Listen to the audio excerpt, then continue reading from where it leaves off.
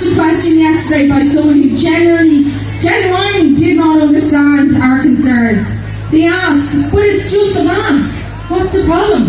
This is a question that most people ask. I answered, it is just a mask, but it's a mask on a child's face for 5 to 7 hours a day, 5 days a week, for over 30 hours total on a child whose brains are developing rapidly. They rely on facial expressions to learn, to understand emotions, to feel empathy for each other.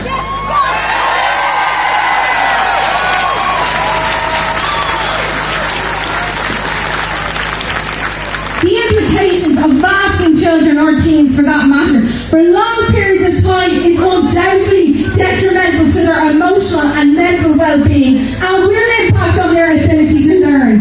It will affect their physical health. We know this to be true from the testimony of teenagers who have reported suffering from headaches, skin infections and nose bleeds after weeks and months of mask wearing for 8 hours a day, with the odd permitted breathing break allocated to them.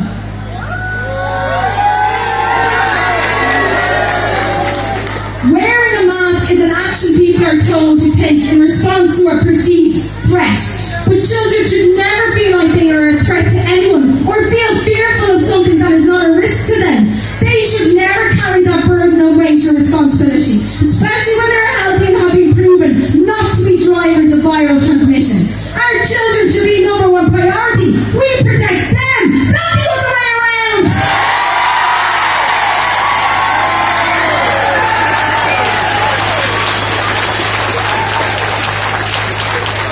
But children adapt, they say, but they adapt. Children should never have to adapt themselves to something that impinges on their right to bodily autonomy in order to appease or satisfy an adult so that adults can feel safer.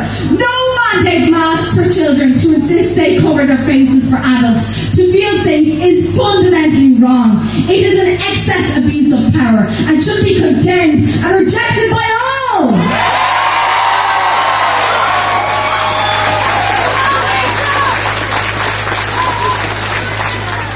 Wearing a mask is also not normal, and the normalisation of such measures in school creates a visual and physical divide between peers. Us versus them, mask versus no mask, vaccinated versus unvaccinated, which will lead to increased incidences of bullying and the targeting of unmasked children in school by both pupils and some teachers. We already have witnessed this dysfunctional division develop amongst adults in our society over masks and vaccines and is now filtering down onto our children.